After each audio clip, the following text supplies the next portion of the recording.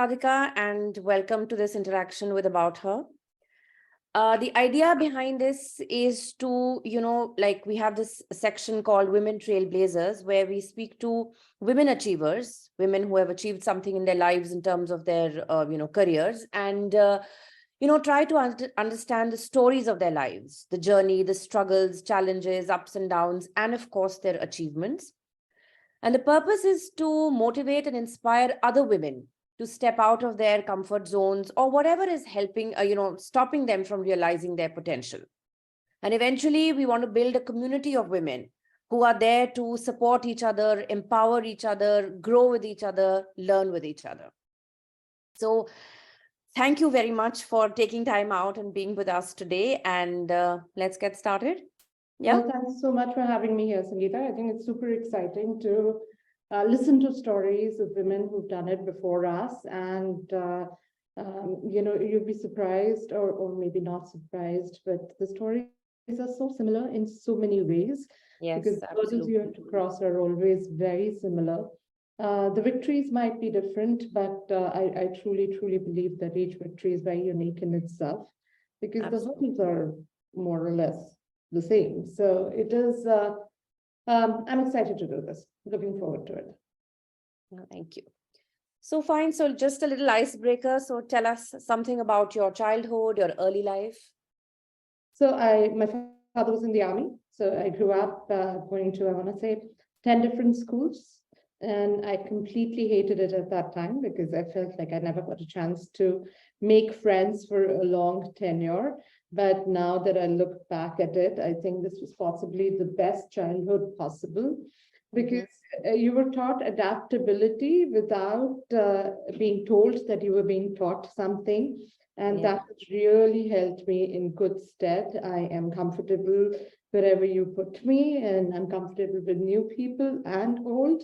And I can tell you that that was a lesson that I did not enjoy learning when I was growing up, but one of the most crucial lessons of my life. Okay. And a little bit about your family or parents, siblings. So my dad was in the army, as I said. My mom is someone that I've always looked up to. I think she's one of the most talented women I know from multiple angles. And, I think about it that if she had even 1/4 or 1/10 of the opportunities that I have had, she would have been super, super successful. She grew up in the army as well. So she and I kind of, apart from just being mother-daughter, we bond on the fact that we had a very similar childhood. We, in fact, went back and lived in a house where she had grown up previously. It kind of came full circle for her. But she's also always been one of these people who's been hugely motivated, but a very calming factor along with that as well. So continues to be a role model and my best friend at this time as well. I have a younger brother who is in London, and I have 2 boys, mom to 2 boys and a dog. And I feel that is, I learn something new every day. When I have the children, I always thought that nurture versus nurture conversation, as Sadhguru said, is all about nurture. This the way you bring up the children, the kind of exposure you give them, the kind of education you give them, and that's how you really carve out a human being. But I can tell you from experience and otherwise that I have 2 boys 6 years apart, and they're both poles apart. Same set of parents, very similar upbringing, but very, very different personalities, very different interests, and I'm assuming they'll end up at very different places in their lives as well. Hopefully both successful, but very, very different personalities. So I think there are so many of these lessons that you learn the hard way. Because when you're a type A personality yourself, you assume कि मैंने तो इस बारे में पढ़ लिया. I have read like 10 books on this, and I've done this, and I've done that, and I just know how this is going to work out. I was so sure that I'm going to be one of those moms who knows what to do with their children. No, doesn't work that way. It doesn't. I think the actual life, practical life, is always different from what we read about or think about. Absolutely. I'm an ardent reader, and I know you read a lot as well, and I'm always following to see what you're reading as well. Mhm.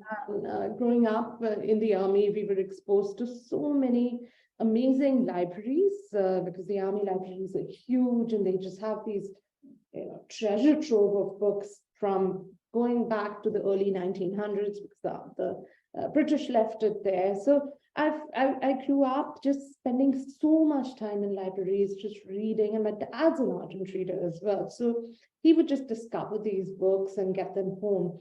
And it's maybe rather unfortunate that not a lot of people read right now, but I feel like a lot of my life Yeah. was carved out, my life goals and what I wanted to do in life was carved out through the books that I read and the Right. possibilities that you read and just generally believing in the concept that anything is possible. Yeah. Because Yeah. half the time we're told कि ऐसा नहीं होता है, you don't do that, you can't do this, and I don't think that's true only for women. I think that happens for a lot Yeah. of people. Yeah. You work within the confines of what society teaches you. But books are a different world altogether. Anything Oh, is yes. possible there, and pulling that into your own life is always exciting. I totally agree with that. Okay, so growing up, yes, army background. So how did you get into this? I mean, you are what? The first Indian woman unicorn and internet entrepreneur. So how did you get into this space? And like, I'm sure you always wanted to work and all of that, but how did this whole thing happen? So, the way I look at it is that when I was growing up, my father always told me that I could do anything. अब anything Mhm. का ना थोड़ा सा definition अलग था, because Okay. anything is always the scope of what you understand, right? You don't, Yeah. if I don't believe that there is, let's say, extraterrestrial life, then that doesn't come in my description of anything. Mm-hmm. When my father told me I could do anything, for me it was like, oh, my mom's a nutritionist and I want to be a nutritionist, and maybe I'll do something in that. And that's really where it started. And every time I would see somebody who's been successful, who's been able to carve out a new career for themselves, or been able to do stuff which I didn't think would be possible. My first thought process typically is that, we can also do it. I can also. So Mm-hmm. I've been good about not limiting myself because Yeah. I kept expanding that definition of anything. And now having said that, of course, anything worth doing is worth doing well, and just a lot of hard work kind of goes into that. I started my career with in advertising in India, short stint with Lintos, went to the US, got my MBA, went on to work with Goldman Sachs, which is one of the largest investment banks in New York. That was a short period. Went back to consumer with working with Nordstrom, doing strategic planning for them. That was super exciting. Learned from, I would say, the best in the breed, the best consumer company ever. And they have this whole concept of an inverted pyramid where the consumer is on top and the consumer and the CEO is at the bottom. So the CEO supports the next layer supports the customer support people who are on the floor, and customers on the top. So everybody is supposed to work on making the life of the person who's on top of you easier.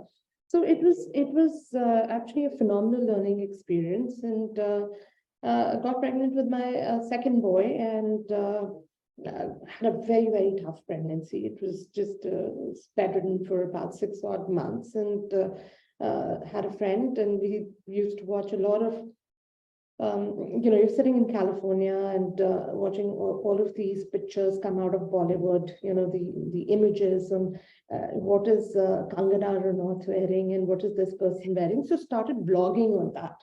And Okay. it was just completely random. Started writing on fashion because that's what I was working on for the last 8-9 years.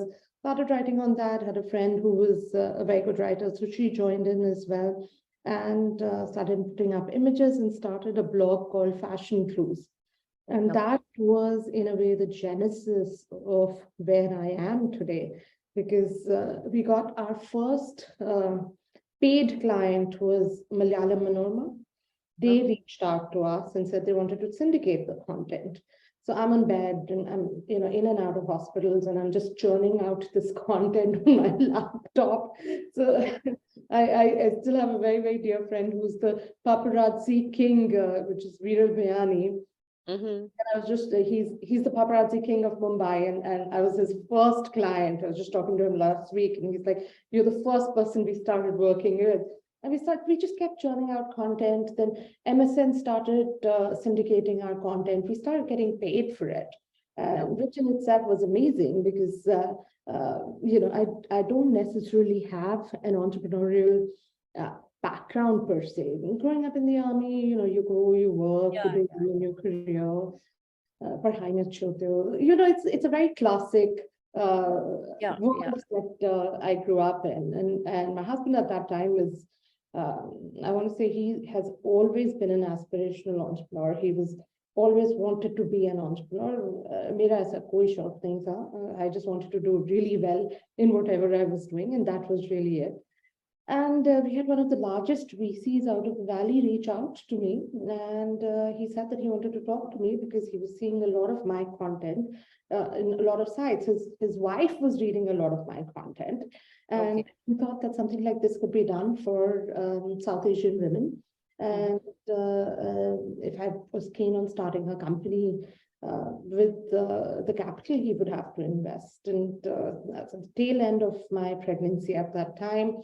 So I said, okay, I need like 4 to 6 months to get the baby out, get him, at least bacha paida.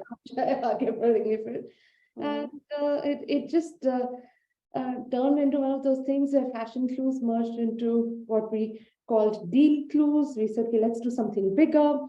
Then Deal Clues became ShopClues. We all moved to India, and then we started ShopClues in 2011. 2011 is when we moved back. Yes, we moved to Gurgaon 2011. And we moved the entire team with us. And it's been a pretty much a roller coaster ride since then. It's been fascinating building out consumer tech for a country where technology was not a part and parcel of our life at that time. Today, we are having this conversation where I'm talking to my laptop and you're talking to your laptop, and millions of people are going to listen to us with some little earpods sitting in their ears, right?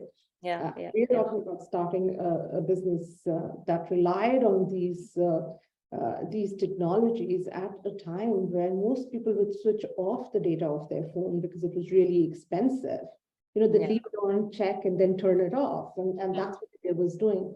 And it's been amazing building out a business for India. It is, we became a unicorn in 2016.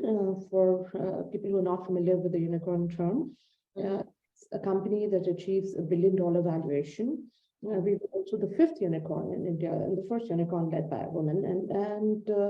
I have to say that at that point, when I just take a pause and think about what it meant, in all truth of the matter, I never thought that I would be a woman who would be the first to do anything in life. You're walking the footsteps of women who've walked in front of you, and you want to achieve it, but you're more or less,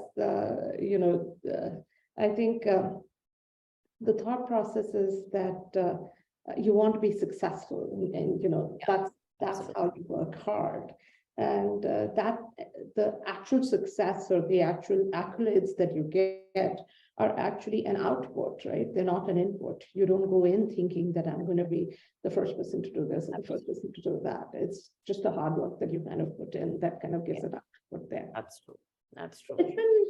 It's been a crazy life. It's been a fun life. It's something that I have to say I've enjoyed the journey completely. And I have dumped everything out now. Okay. So, as a woman, so even otherwise, so getting into something which was like pretty new at that time and being a woman. So can you just, shed light on some of the challenges that you may have faced? So for a lot of things, a lot of conversations that we have, Sangeeta, with whether it's with investors, all our stakeholders, right? When you're building out a business, who are your stakeholders, right? It's your employees. If you're building out a company, it's your customers slash clients slash listeners for whom you're building out your product. And then, of course, if you're going to raise any kind of capital, it would be your investors. And apart from that, it is the world around you as well, right? That perceives you with a certain lens in mind as well. I think um, uh, some challenges are just common to entrepreneurship, right? It is the kind of hours you put in, the kind of input that you have to put in, and public successes, but even larger than that, public failures. They happen all the time, and they happen, and then you decide whether you want to go out and face it or just stay in bed the whole day.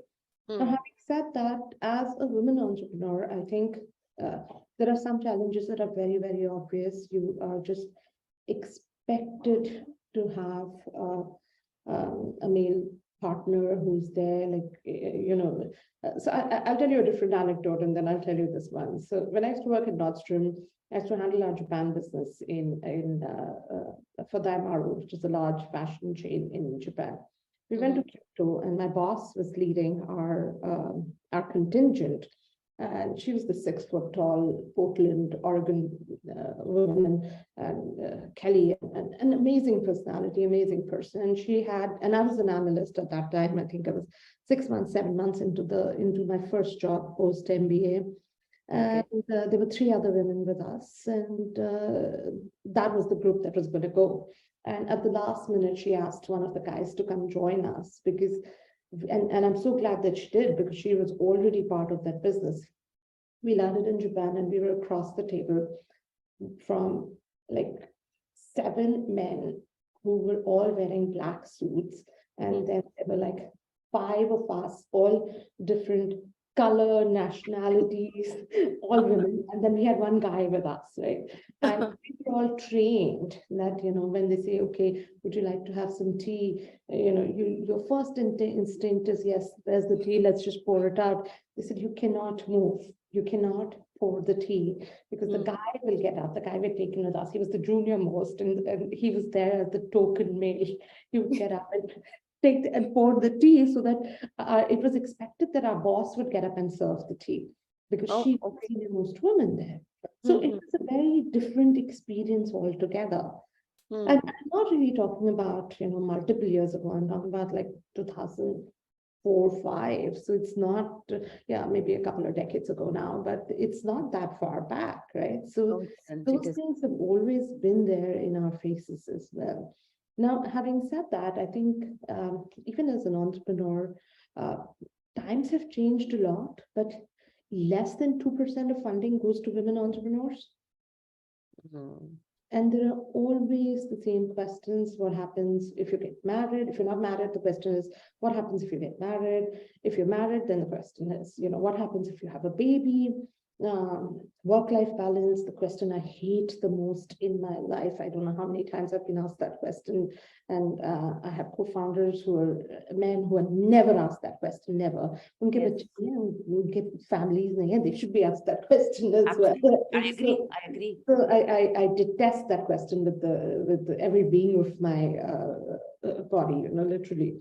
And there are times when people cannot. I'm the one who handles all the numbers. I'm the one who handles the financial aspect, the business aspect, and there are times when we've met investors who just not looked at me and have continued to look at my co-founder, who's more from the product technology part of it, and kept asking him the numbers, and I'd answer and look back at him, and then I feel after 5 minutes, kya fayda, what's the point? I'm just going to sit back, because they're not going to be good partners to us anyways if they don't have the capability or the ability to talk to a woman. So I think all of that exists.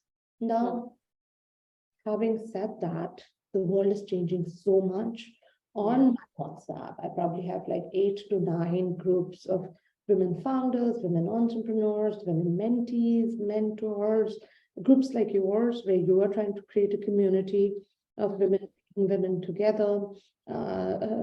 Groups like She the People, groups like the Abhas building out Ladies Who Lead. All of these are phenomenal groups, right? Because we're bringing together women who can actually have career discussions, have discussions about building businesses.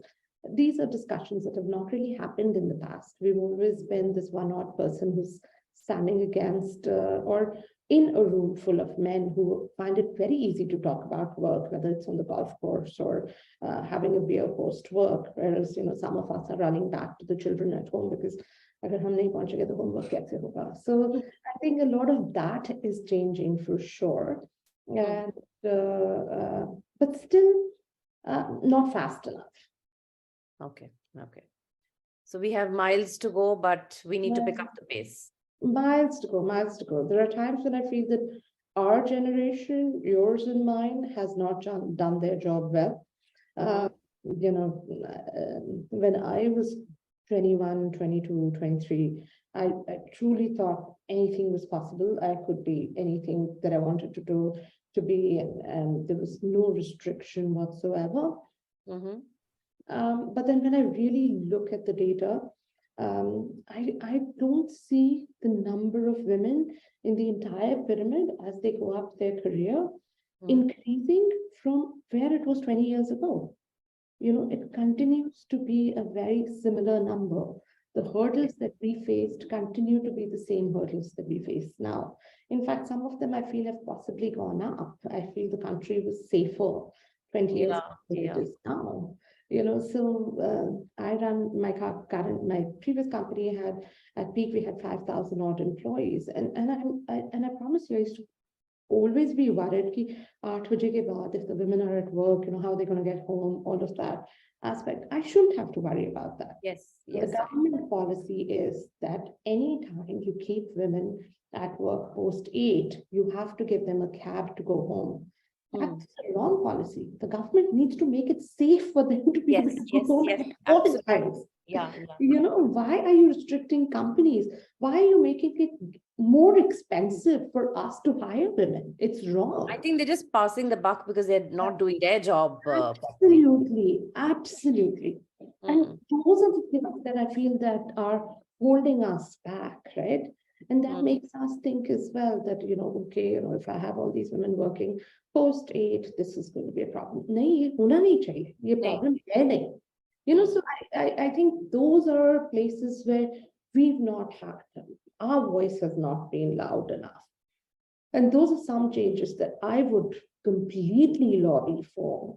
We talk about equal pay parity, and I think the most interesting conversation that is happening in every living room is Priyanka Chopra making the same amount of money for the new show that she has, which I don't remember, but she has a show on Prime Video, and it is the same amount of money as a male co-star is. There needs to be more noise around that. Yes. More noise around that. Yes. I agree. Because why should she not get it? It is the same. It's shocking actually at times that the disparity that exists. Yeah, I agree. And it still exists. It still exists. Let's hope things, change for the better. I think they are, but yes, I think the pace is slow. We need to kind of just push that. Yeah, and I think they will change with these kind of conversations, with you starting something about talking about more women achievers. I don't remember growing up and thinking of a lot of role models, but when I went to the US, I realized that I was far better because I had seen Indira Gandhi as a prime minister of our country. US ने तो कुछ देखा ही नहीं था.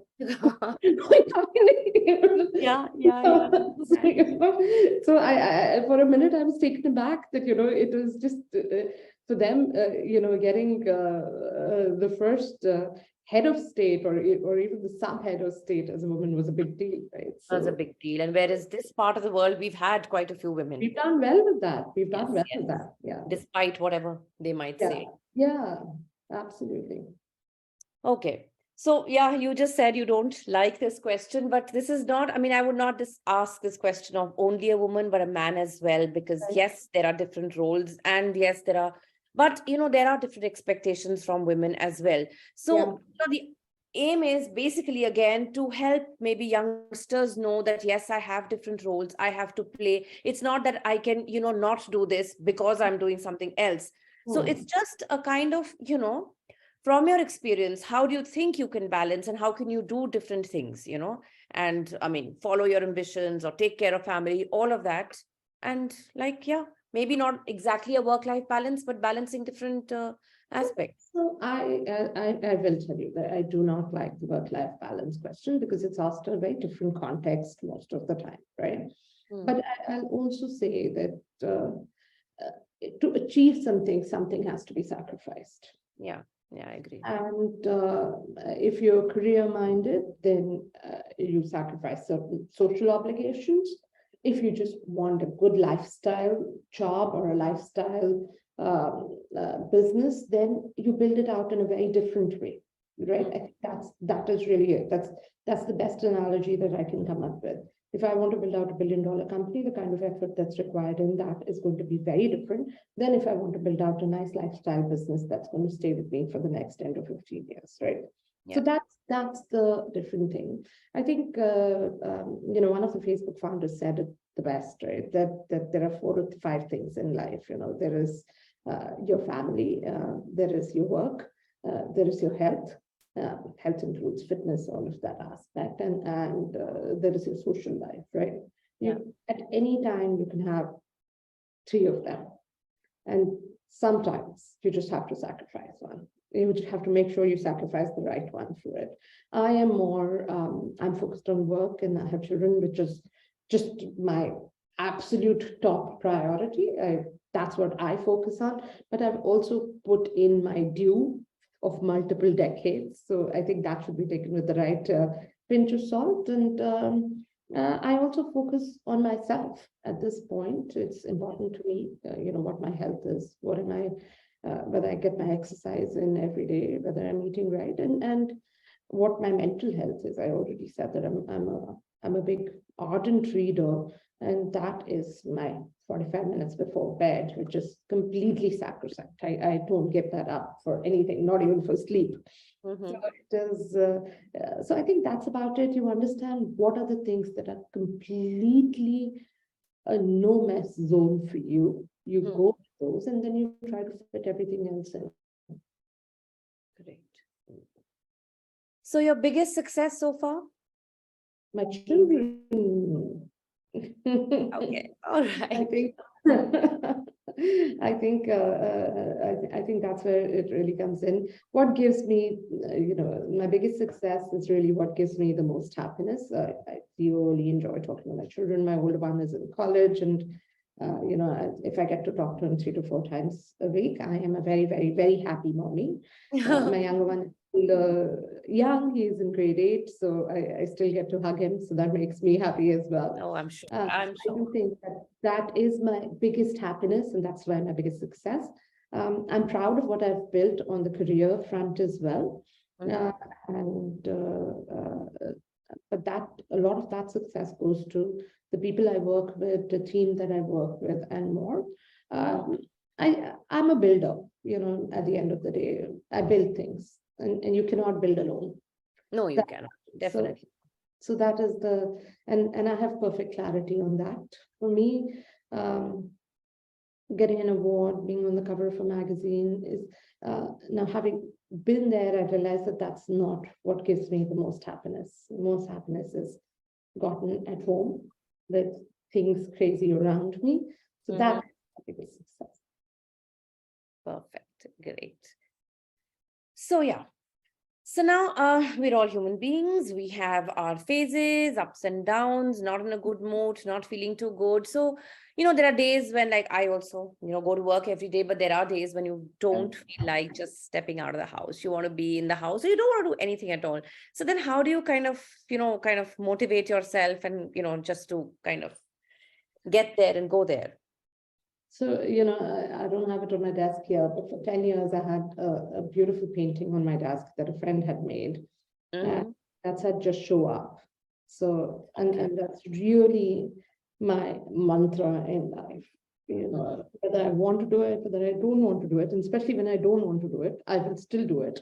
Yeah. And that works well for me from multiple angles. So if I don't want to be at work, I just want to take a day off, I'll come to work and I'll leave early. But I will do it because that just puts me in that mindset of getting to do it. So just show up well, I'm calling it a mantra, but that's my life's philosophy as well. So I'll do it, whether I want to do it or I don't want to do it. And then I can always decide. But it is because it's, and in the worst phases of life, it's even more important because you feel, I mean, there are times the company is going downhill, every newspaper is writing about you, you get to work, there's going to be press outside. You just don't want to get out of bed. You just climb under the dining table and lie there. वो सब होता है. But I really think बस निकल जाओ, पहुंच जाओ, 5 minute का ही काम कर लो, और फिर काम कर लो, फिर वापस आ जाओ. That is, but it's important to not let lethargy set in. So my grandfather was a paratrooper. Okay. And he would talk about the fact that if anyone from his regiment would paradrop and have an accident or died or anything like that, they would put the entire regiment back on the plane and do a paradrop right away. Okay. क्योंकि डर नहीं बैठना चाहिए. Right. That's a very good point. Yeah. क्योंकि अगर डर बैठ गया ना, तो फिर से वो करना बहुत मुश्किल हो जाता है. बहुत मुश्किल. Right. I agree. And that's really been it for me in many ways, personal, private, professional, all aspects of life. That's actually a great thing. Just show up. And I think that then conveys the right message also to your team. Because if you haven't showed up and they can figure out the reason, then obviously you're telling them also that, during your times of crisis, you can probably do the same. Yeah. That's not a wrong. And, to your children, everyone, I think that's... Everyone, yeah. But it's important for yourself also. Yes, definitely. Most important for yourself because it is, it's so, it's just crazy. But I cannot emphasize how important I feel it is. There's a book by James Clear. He talks about atomic habits. Yeah. And I've enjoyed that book. And the book talks about, if you go to the gym for 5 minutes, if you don't do it more than that, if you don't. And I think that is it. It's the same concept. Yes. Conceptually, it's the same thing. अगर तुम्हें डर लग रहा है तो तुम तभी कर लो. Do it right away, and you realize that. And I think also another thing that comes with experience is that no time in life is as bad or as good as it seems.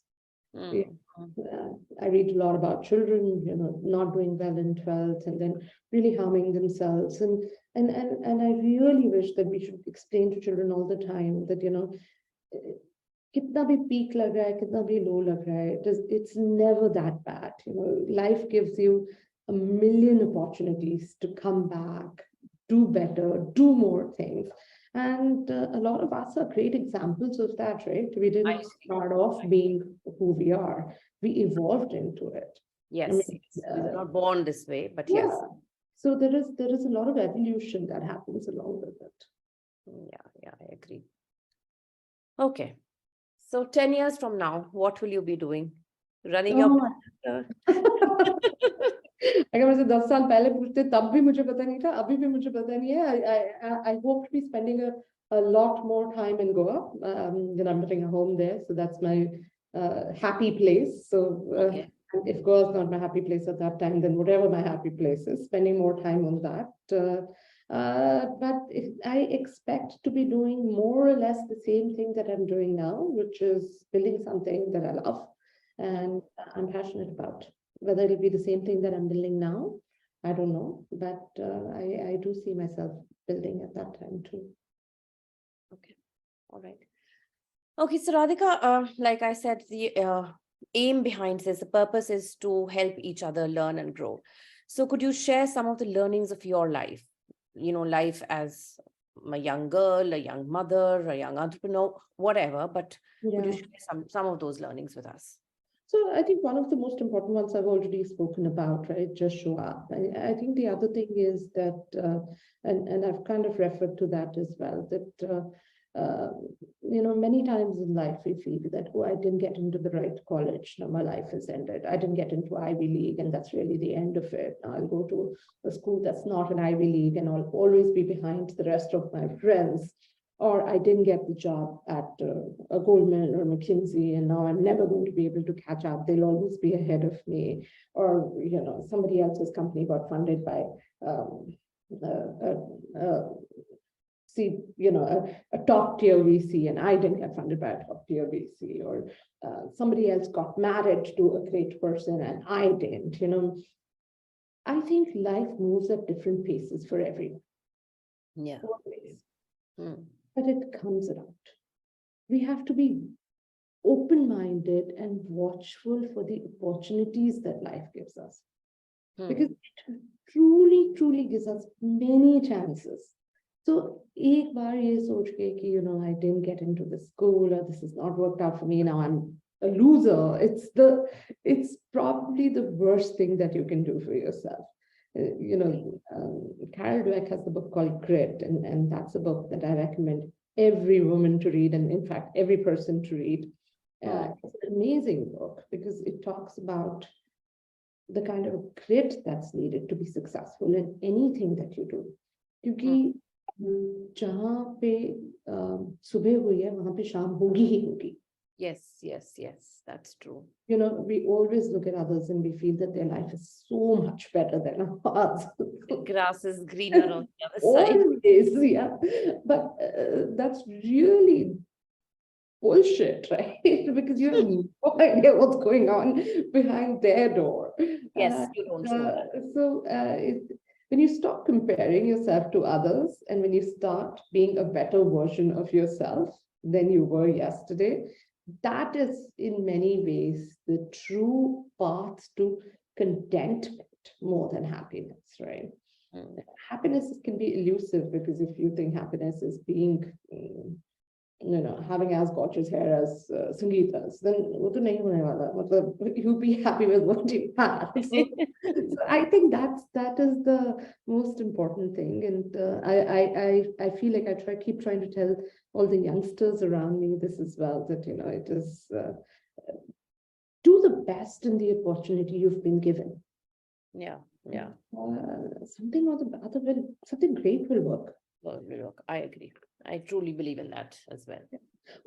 Think about this way, right, Sangeeta? When we were growing up, we didn't know that there's going to be, this conversation that we are having is a great example of that, right? That we are talking to each other again, recording something that's going to come out on YouTube, that's going to come out on a podcast. ये सब तो हमें पता ही नहीं था ना, exist करता है. Not at all. And you are building an entire personal brand around that, right?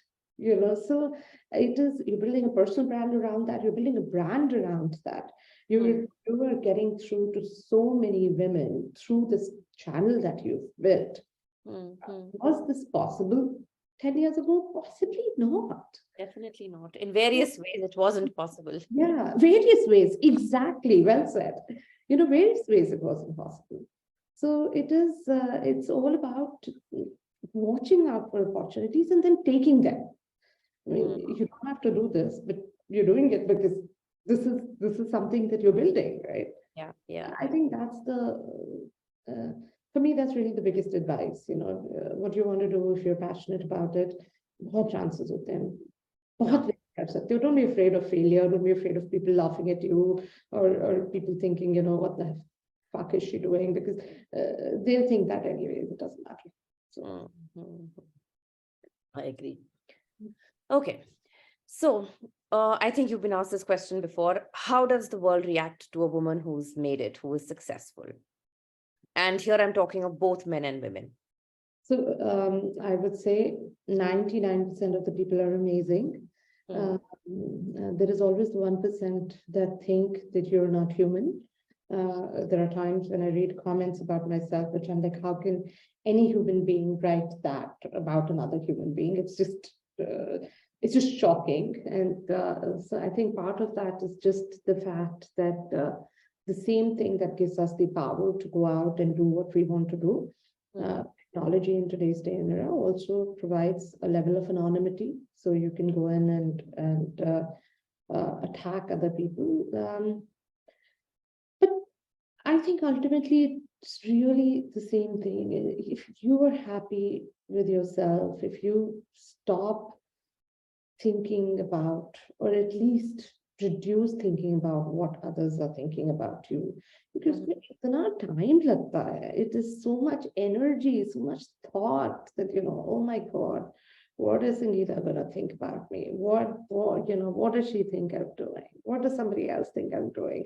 It's a tough thing to do. So I try and stay away from certain tough things in life. So that is it. But I have friends and I have support groups that are remarkably strong, and they give me a lot of happiness.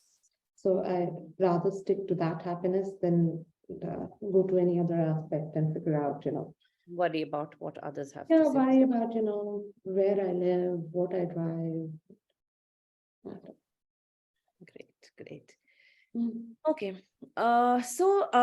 I'm sure you've noticed this around yourself. I mean, I think, also an example of that. Not that I've stopped teaching, but a lot of people, in their midlife, so to say, nowadays you see they are switching gears. They are, experimenting with jobs, careers, passions, and doing things that they probably could not even dream of doing earlier. Right. So, what would you attribute that to? I think the whole independence that we have because of the resources that have come available to us as well, right? So दो चीजें हैं. So one is role models. Okay. We see people around us who've done things and who are doing things, who continue to do things at this age. Yeah. That is very, very important. If I see Sangeeta build out a podcast and about a passionate women's community, and I am a passionate chef, which I'm not, but if I'm a passionate chef, I can think that she did it, I can do it too, right? Yeah. Role models have become more easily available and more visible. Yes. That's the biggest thing. So the way I look at it is that how do you build the culture of an organization, right? We build out companies. How do we look at the culture of the organization? It is the stories you tell, the actions you take. It's the heroes you hold high, right? Yeah. If in an all hand or a town hall, or even you as a teacher, you call out a student for working, not being the best in the class, but for working hard enough to get to a level to be the most improved. That motivates everybody, right? If you call out a student for just being the smartest or the sharpest, तो बाकी लोग क्या करेंगे? तो कुछ कर ही नहीं सकते, but that person is the thing. So I think that has changed in our lives, right? We see role models, we see people who are like us and be successful. And I think that's been a big change for, and I also think in some other ways, midlife is the best time of your life. Yeah, मतलब जो करना है करो, क्या फर्क? Also, I think, there's not so much judgment around this also. Exactly. Earlier lives were pretty straitjacket, that you started doing something and you continue to do it for the rest of your life. Yeah. But now people want to experiment and other people are okay with it. You do, as long as it gives you happiness and, Yeah, 100%. I think that it is, and it really is that, the culture is changing, right? Yes, It is, yes. we're seeing people around us do it. We want to do it. And any passion is a great passion now. It's not that that there was a whole time when, if you were not doing engineering or medical after 12th, then you were not a smart kid, forever. Now we know that's not true. So it is I think that's changed significantly as well. Okay. All right. So Radhika, any piece of advice for young girls today who are on the threshold of their personal lives, professional lives, just in their, maybe late teens, early 20s, when they're just kind of figuring out or trying to figure out, what would you like to tell them? I think be fearless. Be fearless completely. Hmm. At least be fearless where your gender is concerned. It's not going to define how your life goes forward. Take risks, go out there and do things that you don't think you're capable of doing. And you will find your passion. But really be fearless. Don't let society define your boundaries for you. Yeah. That's the biggest thing. It's a every year I set 3 words for myself, and those are the words that I live by for that year. Those are how I try to improve myself. And fearless is one of the words that's there, been on the list for, I want to say, the last 12 years, 13 years. Because what a mushkil word here, it is, because there are so many things that you're afraid of, but you Yes. have to kind of put that out and rethink, what is somebody else going to think? Can I really do this? You can do it. Don't care about what anybody thinks. Just do it. That's it. So I think that's the most one. Okay. That actually is the starting point. Yeah. Once you get that fear out of the way, I Yeah. think you can just do pretty much anything. Yes, absolutely. Okay, now it's a very interesting thing in the sense that it's a very cliched saying, so to say, people say. And how would you react if someone were to say that a woman is a woman's worst enemy? Bilkul bhi nahi. Bilkul bhi nahi. So in my case, absolutely zero. I have the biggest cohort of women who have the strongest cohort of women who stood by every decision I've taken, who've helped me at multiple stages in my life. I have a very, very dear friend who was my hostel roommate and now is the very senior at CXO level at Diageo. And I call her my 5 a.m. call, if I'm at the airport at 5 a.m. and thinking, why am I doing this? Why am I up so early? What's happening? I know I can call her at 2 a.m., 3 a.m., 5 a.m. and tell her, so there are times when you question yourself and you have that conversation. But I hear this a lot from a lot of women, but for me personally, my biggest supporters within the industry, within my social circle, friends, family have been women. So I really cannot comment on this because for me that's not what ever it's been the best. So you think this is something just been coined by society to maybe, I don't know, maybe control women or maybe not let them come together?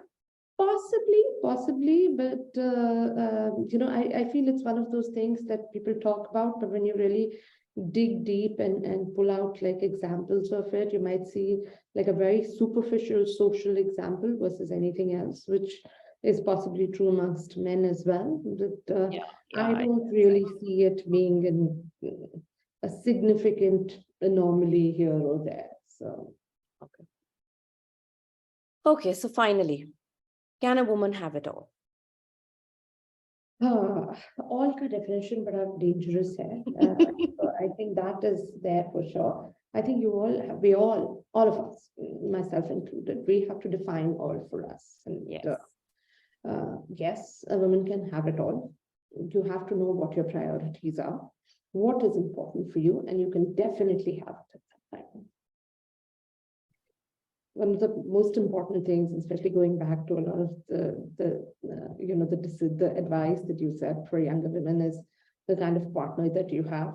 And I have friends who are CEOs across the world, and I see that as a trend as well. Strong, supportive partner. Find someone who appreciates you. I think that's a game changer. That's a life changer for sure. I agree. So I guess that's it. Oh, yay. This was easy. This was good fun. Yeah.